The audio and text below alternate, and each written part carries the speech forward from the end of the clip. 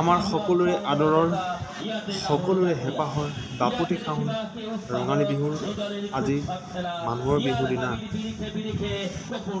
বাৰে বৰ্ণীয়া সংস্কৃতিৰে একত্ৰিত হৈ আজি চতিয়াত এইদৰে শোভাযাত্ৰা আৰম্ভ কৰা হয় আৰু আজি শোভাযাত্ৰাৰ কিছু দৃশ্য আপোনালোকৰ সন্মুখত মই এইদৰে দেখাবলৈ চেষ্টা কৰিলোঁ।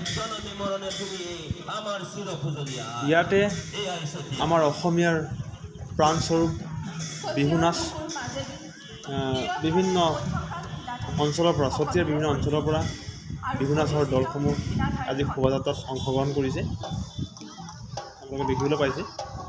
আৰু লগতে বাৰেবৰণীয়া সংস্কৃতিৰ ভিতৰত গোৰ্খাসকলৰ নৃত্য, আদিবাসীসকলৰ নৃত্য, বড়োসকলৰ নৃত্য, বিভিন্ন সংস্কৃতিৰ এই শোভাযাত্ৰাত অংশগ্ৰহণ কৰিছে। আপোনালোকে এই দৃশ্যসমূহ দেখিবলৈ পাইছে। ইয়াত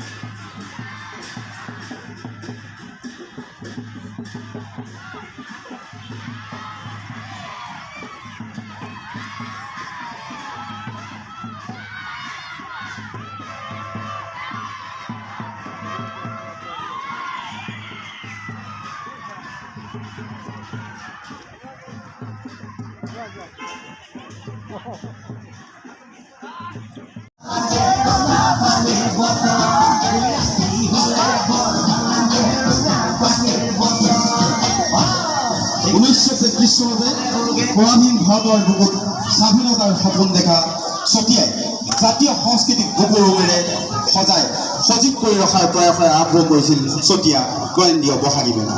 আৰু সেই কেন্দ্ৰীয় বহাগী মেলাই আজি 90 সংখ্যক বৰ্ষত ভৰি দিয়ে। 1935